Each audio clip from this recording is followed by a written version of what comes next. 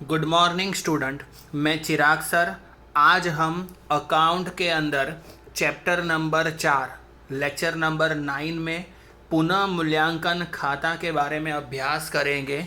Students, इतना ध्यान रख लो कि हमें चैप्टर नंबर 4 के अंदर पुनः मूल्यांकन खाता से रिलेटेड सम्स दिए हुए हैं बड़े वाले, पर एग्ज़ाम के अंदर चैप्टर नंबर 4 के अंदर पुनः मूल्यांकन खाता वाले सवाल आते नहीं है। पर ये वाले जो सवाल है वो हमें आगे आने वाले चैप्टर नंबर 5 और चैप्टर नंबर 6 के लिए बहुत ज़रूरी है, जो 8 नंबर के सवाल के अंदर पूछा जाता है, जिसके अंदर हमें एक खाता बनाना पड़ता है जो है पुनः मूल्यांकन खाता।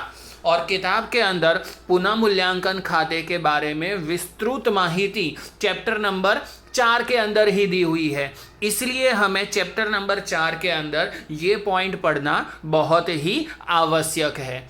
अब हम देख लेते हैं पुनः मूल्यांकन खाता मतलब क्या है। तो जब साझेदारी पेढ़ी का पुनर्गठन होता है उस समय क्या होता है कि पेढ़ी की जो संपत्ति है और पेढ़ी का जो दायित्व है उनका क्या किया जाता है, पुनः मूल्यांकन किया जाता है। और पुनः मूल्यांकन करने के बाद में उसकी जो हिसाबी असर लिखने के लिए हम क्या करते हैं, पेढ़ी की बही में एक विशेष खाता खोला जाता है जिसे हम क्या बोलते हैं, पुनः मूल्यांकन खाता। पुनः मूल्यांकन खाता का दूसरा नाम क्या है, लाभ हानि समायोजन खाता। तो पुनः मूल्यांकन खाता किस लिए खोला जाता है कि अगर हम पेढ़ी के अंदर पुनर्गठन के बाद में संपत्ति और दायित्व का क्या करते हैं, पुनः मूल्यांकन करने की जरूरत क्यों पड़ती है। तो एक उदाहरण के द्वारा अगर हम समझे तो समझ लो कि हमने जमीन या तो मकान आज से 5 साल या 10 साल पहले पेढ़ी के लिए खरीदे थे, मतलब कि पेढ़ी में खरीदे थे। अब पेढ़ी में खरीदा हुआ जमीन जो है या मकान जो है वो आज से 10 साल पहले हमने उसको 10 लाख रुपए में खरीदा था। अब उस समय हमने 10 लाख रुपए में खरीदा था, पर आज उसकी वर्तमान कीमत, उसकी बाजार कीमत, आज अगर हम उसको बेचने के लिए जाएंगे तो उसके 10 लाख रुपए की उपज नहीं होगी, पर क्या होगी, उससे ज़्यादा की उपज होगी। और जो वर्तमान कीमत हम आज गिनेंगे उसको हम उसकी पुनः मूल्यांकन कीमत बोलेंगे।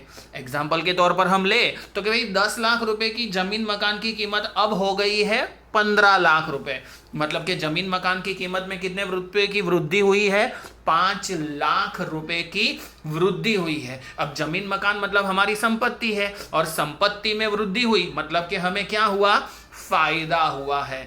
तो अगर हमें मिल्कत मतलब के संपत्ति और दायित्व का पुनः मूल्यांकन करते समय किसी भी प्रकार का फायदा या तो फिर लाभ होता है तो हम ये पुनः मूल्यांकन खाता है उसकी कौन सी तरफ एंट्री रखेंगे, जमा तरफ। और अगर किसी भी रीजन के हिसाब से संपत्ति में कमी हो रही है या दायित्व में वृद्धि हो रही है तो हमें नुकसान हुआ है, तो नुकसान होगा या कोई खर्च होगा या ऐसी कोई भी चीज होगी कि जिससे हमारे पास से पैसे जा रहे हैं, तो हम उसको क्या करेंगे, पुनः मूल्यांकन खाता के कौन से तरफ रखेंगे, उधार तरफ रखेंगे। तो ऐसी ही चीजें देखेंगे तो पुनः मूल्यांकन खाता के अंदर कौन सी चीजें आती है। तो एक चीज देखें तो क्या हो रहा है, संपत्ति की कीमत में क्या हो रही है, वृद्धि। संपत्ति की कीमत में वृद्धि हुई, जैसे हमने जमीन मकान का एग्जाम्पल लिया कि भाई जमीन मकान की पहले कीमत कितनी थी, जब खरीदा था तब 10 लाख थी, अब कितनी कीमत हो गई, 15 लाख। कितने रुपए में बढ़ोतरी हुई, 5 लाख की वृद्धि हुई मतलब क्या हुआ, फायदा हुआ। इसलिए हम उसको पुनः मूल्यांकन खाते में कौन सी तरफ लिखेंगे, जमा तरफ रखेंगे। उसी तरीके से दायित्व में क्या होनी, कमी, कि भाई हमें किसी को पैसे चुकाने हैं पर अब हमें उसको उतने रुपए ना चुकाने पड़े। जैसे कि हम मान लेते हैं कि भाई लेनदार है, कि लेनदार अगर हमसे 1 लाख रुपए मांग रहे हैं और अब लेनदार ऐसा बता रहे हैं कि भाई 5,000 रुपये हमको कम चुकाना, मतलब क्या हुआ कि अब हमें लेनदार को खाली 95,000 रुपये ही चुकाने हैं, 5,000 रुपये कम चुकाने हैं, जो हमें फायदा हुआ है। और फायदा हुआ है पुनर्गठन के समय, इसलिए हम उसको पुनः मूल्यांकन खाते के कौन से तरफ रखेंगे, जमा तरफ। दायित्व में क्या हुई, कमी हुई। उसी तरीके से मिलनी बाकी आवक खाता, तो मिलनी बाकी आय जो है वो भी हमारे लिए क्या है, एक तरीके की आय है, मिलनी बाकी है, हमें फायदा होने वाला है, रुपए मिलने वाले हैं, इसलिए हम इसको भी क्या करेंगे, पुनः मूल्यांकन खाते के जमा तरफ रखेंगे। उसी तरीके से है पूर्वदत्त खर्च खाता, तो पूर्वदत्त खर्च खाता जो है वो भी हमारी आय है, इसलिए हम उसको भी क्या रखेंगे, पुनः मूल्यांकन खाते के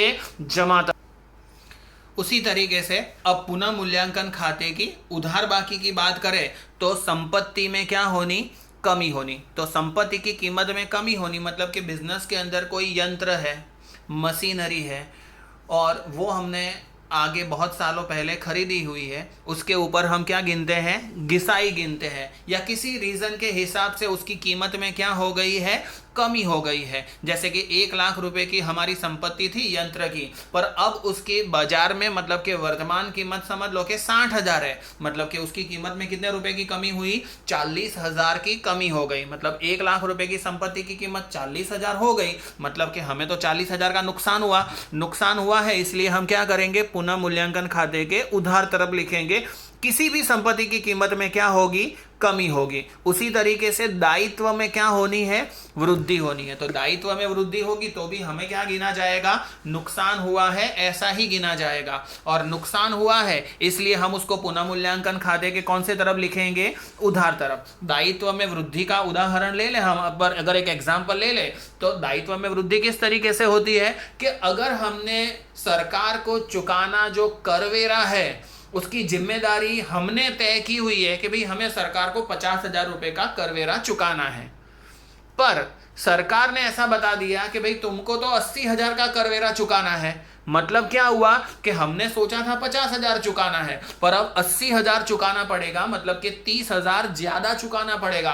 मतलब कि हमारे दायित्व में क्या हुई, वृद्धि हुई है। तो दायित्व में वृद्धि हुई है इसलिए उसको पुनः मूल्यांकन खाते के उधार तरफ, ये हमारे लिए क्या गिना जाएगा, नुकसान। उसी तरीके से अदत्त दायित्व खाता, ये भी हमारे लिए क्या है, नुकसान है, इसलिए उसको भी पुनः मूल्यांकन खाते के कौन से तरफ लिखेंगे, उधार तरफ। इतनी एंट्री करने के बाद में अब हम क्या करेंगे, पुनः मूल्यांकन खाता बंद करेंगे। पुनः मूल्यांकन खाता लाभ हानि खाते के जैसा ही होता है, वो खाता बंद करेंगे। अगर जमा तरफ का टोटल ज्यादा है, उसमें से उधार तरफ का टोटल कम है, वो माइनस करे और जो आंसर आएगा वो क्या गिना जाएगा, लाभ, जिसको हम साझेदारों के पूंजी खाते में उनके पुराने लाभ हानि के अनुपात से क्या कर देंगे, बांट देंगे। और अगर इससे ऑपोजिट होता है कि अगर हमारा नुकसान ज्यादा हो रहा है, मतलब कि उधार तरफ का टोटल ज्यादा है और जमा तरफ का टोटल कम है, तो उधार में से जमा तरफ का टोटल माइनस करके